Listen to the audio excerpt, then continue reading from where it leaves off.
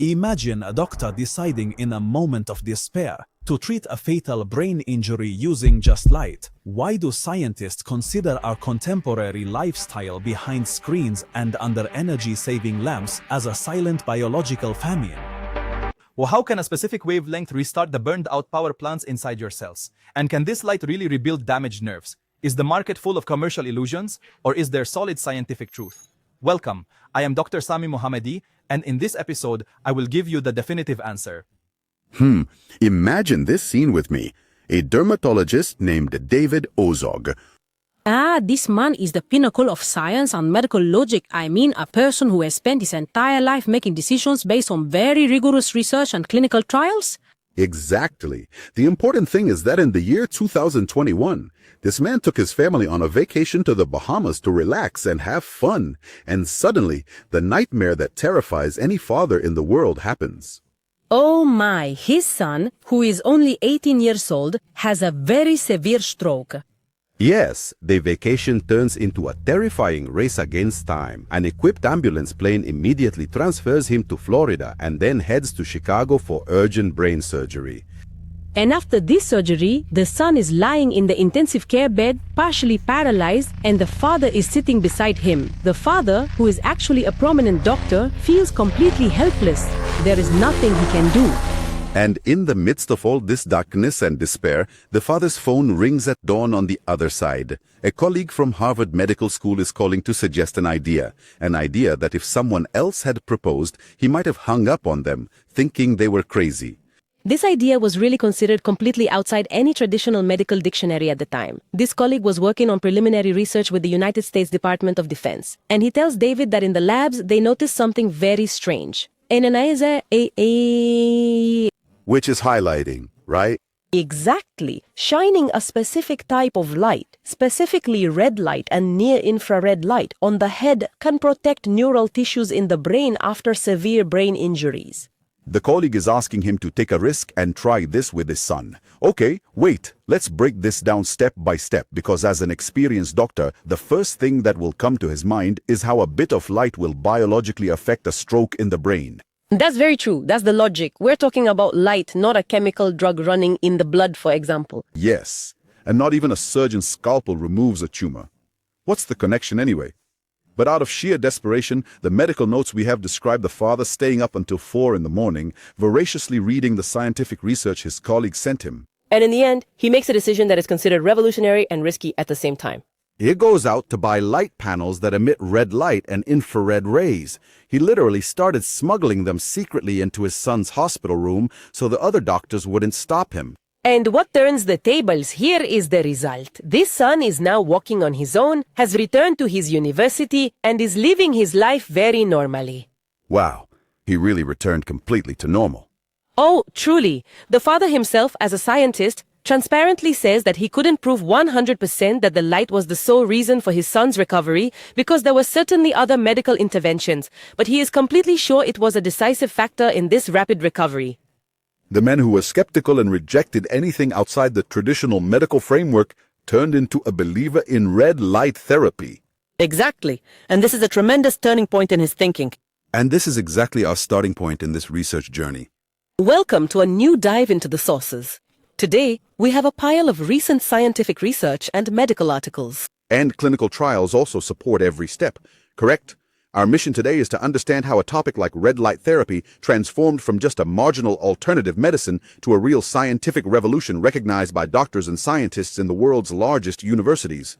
We want to separate scientific facts from commercial hype and understand how mere light can be a biofuel powering cells. And to understand this, we need to completely leave this hospital room, everyone, and shrink down very, very small until we enter inside the human cell itself. And specifically, we go to the power plants inside the cell, the mitochondria. Look, the mitochondria are the key to the secret. But to understand how the light reaches them, we need to look at the nature of the light we are exposed to every day. Certainly, not all light is the same. The wavelengths differ. For example, blue or ultraviolet rays scatter very quickly as soon as they hit the skin and do not continue their path inward. It creates a kind of reflection on the surface. Exactly. But research confirms that red and near-infrared wavelengths, specifically those ranging from 600 to 700 nanometers and from 760 to 940 nanometers, have a very unique physical capability. You mean penetration ability? Yes, these wavelengths can penetrate clothing and skin layers and reach several centimeters deep into human tissues. Okay, wait a moment. So all our lives we've imagined that the skin is a barrier that reflects light, but there are certain wavelengths that pass through it very easily and enter the body until they reach the cells. This is a proven scientific fact. So, when this light finally reaches the mitochondria inside the cell, what happens? I mean, how does the cell practically benefit from it? Look, what's happening here is similar to photosynthesis in plants. But in humans, our cells have very precise light receptors. These red wavelengths remarkably match a specific enzyme inside the mitochondria. It's called What's the enzyme called? cytochrome C oxidase. This complex enzyme is a fundamental and central part of the electron transport chain that produces cell energy. Which are the ATP molecules, right? Exactly. The idea is that when this enzyme absorbs red and infrared light, the entire chain is activated in an extraordinary way and the rate of energy production increases significantly. Okay. To make this idea clear to the listeners and not just complex biological terms, let's imagine that the mitochondria are like the car engine that moves the whole body. Can we say that this red light is the fuel that the engine burns to work? The closest analogy supported by research is that red light is not the fuel. The fuel is the food we eat. Ah, I understand you. So what is the light then? Red light is more like motor oil, or the lubricant that is used to make gears run smoothly and at maximum efficiency. Researcher Robert Vosper from University College London presents an astonishing theory on this point. A theory about this oil? His research suggests that red and infrared light actually change the viscosity of water inside the cell. For this cellular motor to rotate and function properly, the water around it needs to move more easily and be less viscous. It means the light acts like lubrication for this machine. Exactly. It reduces the viscosity of the water, allowing the cellular gears to move and produce energy more smoothly and quickly. And when the cell has abundant energy, blood circulation improves, inflammation decreases, and oxidative stress significantly drops. Wow! That means the light interferes with the physics of the water itself inside our body to make the motor work better. That's honestly a brilliant idea. Very ingenious, and it opens up many therapeutic fields. But this raises a very important question. If I am a healthy person and my cell motor is working perfectly, and I decide to expose myself to this red light, will the cells work like crazy and produce more energy than necessary? This is a very crucial point and explains why some people might say, I tried it and didn't feel a difference. Scientists observed a consistent pattern in all experiments. Red light does not have a dramatic effect on healthy cells that are already functioning at So where does the effect appear? 100% efficiency. In these tired cells, like brain cells after a stroke, they behave in a very What are you strange doing? way. They emit very faint light particles called biophotons. Wait, I'll stop here. You're telling me that human cells glow in the dark. Oh, as if it emits a very faint light. It means the sick cell emits light as if it's sending a distress signal. That sounds like something out of a science fiction movie. How does this happen scientifically? It really seems like science fiction, but it's a proven biological fact. The tired cells leak very small amounts of energy in the form of biophotons, very faint light. Sensitive measuring devices can detect it as if the cell is screaming and saying, I'm dying here and need energy. Oh my, a cell screaming with light. Exactly. And when you shine external red light on them, the enzymes we talked about absorb this light and use it to rebuild energy levels and save the cell from dying. A light distress signal from the cell, and the external light is what answers the call. Hidden mechanics terrifying in their precision. Glory be to God indeed. Okay, look, if this is happening in... Or not. Just a normal experiment. And for the experiment to be conducted, they would shave the fur of these mice completely and expose them to the laser. And suddenly, they noticed something unrelated to the main goal of the experiment. The mice's hair grew back. Yes. The mice exposed to the red light had the hair grow back much faster than the other mice in the control group. This coincidence was the first tangible evidence that light stimulates cell growth and activity. Hungarian mice, that's a great story, really. But I remember from my reading of the sources that the topic remained in the shadows a bit until NASA got involved in the 1990s, right? What brought space into the red light? NASA had a completely different problem in the 1990s. They wanted to grow plants in space to provide food for astronauts. Makes sense for long journeys. Exactly. And they were using red LED lamps because they are very energy efficient and emit the wavelength that plants need for photosynthesis. So what happened to the astronauts? Space is a very harsh environment, and wounds heal very slowly there. The scientists working on these agricultural experiments, whose hands were always under the red light of the lamps, noticed that the small scratches and wounds on their hands healed at an unusually fast rate. Wow. So the light healed their wounds while they were planting. Yes, and from here, the real attention sparked that this light not only grows plants but also stimulates human tissues for rapid repair. From the coincidence of bald mice in Hungary to the coincidence of astronauts growing potatoes until we reach the current normal situation, the sources we have confirm that we are in the year 2025. The medical consensus has proven beyond doubt the effectiveness of this treatment in many fields. Oh, of course, the FDA, or the United States Food and Drug Administration, officially approved the use of light therapy devices for many things, like treating ulcers, Like what? peripheral neuropathy, and even hair loss, which scientists in Hungary discovered by chance. I also read that they approved a device for treating macular degeneration in the eye, which is a disease that affects the retina and causes people to lose their vision as they age. That's very true. And with all these official approvals, there is still significant frustration in the medical research community. Why though? Isn't the treatment approved and effective? Due to the insufficient utilization of this treatment.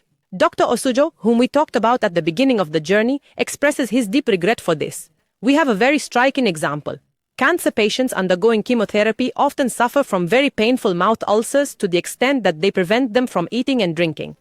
Oh, that's very difficult, and sometimes they have to stop the chemotherapy because of it. Imagine that research has proven that exposing red light treats these ulcers with amazing effectiveness and at a very low cost. Okay, excellent. So where do they use it? Yeah, here's the disaster. This treatment is used in only about 10% of cancer treatment centers. Only 10%. This statistic is truly shocking just because the solution is simple and not as complicated as chemical medications. Unfortunately, the medical system takes a long time to adopt these simple changes. Okay, let's leave these ordinary applications and go to the extreme limits, the part that makes science really seem like magic. The sources talk about very advanced experiments on the brain, specifically Parkinson's disease. How can light play a role in such a complex neurological disease? Parkinson's disease is considered one of the toughest challenges in neuroscience because the cells that produce dopamine in the brain gradually die. The dream, or the holy grail for scientists, was to find a way to stop this cellular And red death. light did that? Experiments conducted on mice with a model of Parkinson's disease yielded impressive results. Exposing these cells to red light was able to protect them from dying. Researcher John Mitrofanis from the University of Grenoble in France is working on experiments whose results hint at something even greater. Greater than just protecting the cells. Oh, it suggests that shining light on the skull not only protects, but also makes the whole brain appear as if it is younger in terms of cellular activity. Here, I have to stop and ask a very logical question. I understand that light penetrates the skin by a few centimeters, but the brain is protected by a skull with very thick excellent bone. question. How does the light pass through all that bone and reach the neurons inside? Do we need to make holes in the skull, for example? And if it's such magic that it treats strokes and protects from Parkinson's, why aren't we all walking around wearing helmets that light up red and that's it? The breakthrough is the biggest technical and biological challenge in this field currently. To deliver a sufficient amount of photons and penetrate the skull bone to reach the depth of the brain to have a real effect, you need devices that emit very high energy. Explain this point in detail, and he says that the dosage is everything. High doses of photons have a greater effect on deep tissues like the brain. But surely these high doses are dangerous, right? Exactly. Devices with such power can be dangerous and should never be sold to ordinary people for home use without precise medical supervision. There are still many variables that need adjustment, like What are these the variables ideal like? wavelength for each disease, light intensity, exposure duration, and even individual factors like skin color or age can affect the required dosage.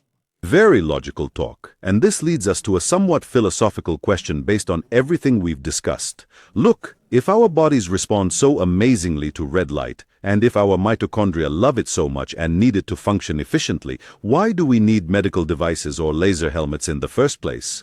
I mean, What do did you our mean? ancestors thousands of years ago suffer because they didn't have devices that emit red light?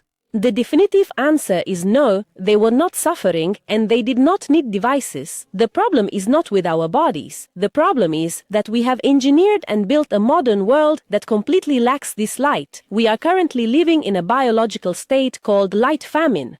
Light famine, a frightening term. It is indeed terrifying because humans evolved for millions of years under direct sunlight. The sun is an ideal source that gives us a full spectrum of wavelengths from 300 to 2500 nanometers, including red and near-infrared. So, what are we doing now? If we look at our current lifestyle, research says that we spend about 90% of our time inside closed buildings. We have literally isolated ourselves from the primary source that our cells are programmed for. Not only have we isolated ourselves, but we have also changed the nature of the light that reaches us indoors. Modern windows in buildings, companies, and cars are all treated and coated to block thermal rays and save on air conditioning consumption. So it isolates the beneficial rays with it. Exactly. And what's worse is artificial lighting.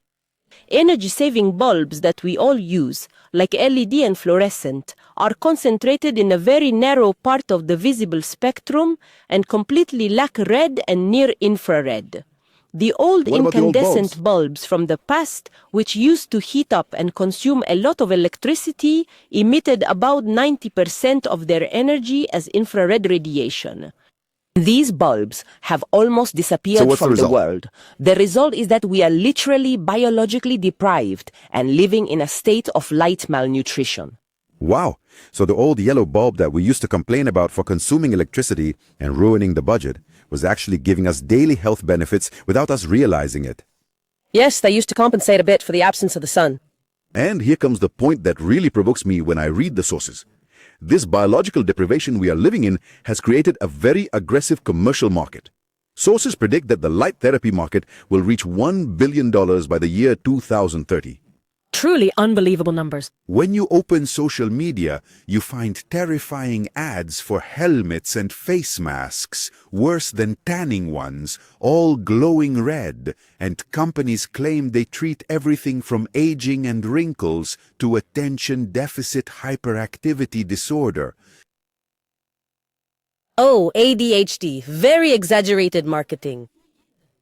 People are paying thousands of dollars for plastic masks from the internet that light up red to make up for the old 100-watt bulb or the sun we escaped from and locked ourselves in offices. Do these masks really do anything? This criticism is completely justified, sir. And this is the biggest nightmare that bothers scientists specializing in this field. The commercial industry and companies chasing quick profits harm real science and ruin its reputation. Does that mean these devices are fake? Researchers clearly warn that most cheap or commercial devices sold online do not provide the required dose at all. It's not just a red lamp. There is something in physics called light intensity. These cheap devices have very weak lighting. As soon as the light hits the skin, it scatters on the surface, and it's impossible for it to penetrate the tissues and reach the mitochondria to create the biological effect we talked about. So, can we say it's just a lamp giving the user a psychological impression of being treated, but biologically nothing is happening? In most commercial devices, unfortunately, yes. And the bigger problem lies in the false promises. When these companies market the products and tell people to wear this mask and you'll live forever or it will cure all your diseases, this severely damages the credibility of a very promising scientific field. Is it a field that NASA is really testing? Exactly. We are talking about a field that NASA is currently testing seriously to maintain the health of astronauts on long missions that will last for months and years to Mars. Scientist Juanita Andos explicitly says that if science can determine the correct dosage, this treatment will be a radical turning point in the history of medicine. But for that to happen, we need standards. We need strict standards and independent tests for these devices to distinguish between real medicine and social media illusions. Very true. That's why, if we go back to our conclusion from all the sources and medical notes we delved into today, we'll find that the great basic idea is very clear. What is Light it? is not just a physical tool that illuminates for us to see the things around us. This light is a real nutrient just like vitamins, water, or minerals. It is an essential biofuel that regulates the body's daily rhythms, activates metabolic processes inside the cells, and manages our energy factories. And this is the established truth that all experts emphasize as a conclusion of their research. That's why their first practical advice is not to rush to buy a device with astronomical prices and uncertain effects. Experts, what should we do? including a prominent researcher in evolutionary biology named Alec Pushpak, recommend returning to nature as the first and most important step. Pushpak says something very shocking. She says that just 1 minute under direct sunlight outside the house provides the body with an amount of visible and infrared photons equivalent to what the body receives if one stays under artificial office lighting for 3 full hours. Whoa, 1 minute of sunlight is equivalent to 3 hours of artificial lighting. That's a terrifying difference in the biological calculation, confirming how much we are depriving our bodies. Oh, ma'am, really? Ben, and there is a very large study supporting this, which is a draft research paper published this year and included data analysis of more than 400,000 people. 400,000, a big number. A very large study. It undoubtedly proved that higher average exposure to natural sunlight is closely linked to increased human life expectancy and reduced mortality rates. Wait a minute, and the risks of skin cancer? This is the amazing surprise in this study. The result remained consistent and positive even after the researchers accounted for the risks of skin cancer due to ultraviolet rays. Yes, Really? simply put, the comprehensive benefits of the sun and its deep nourishment of cells far outweigh its harms if we deal with it moderately and without skin burning.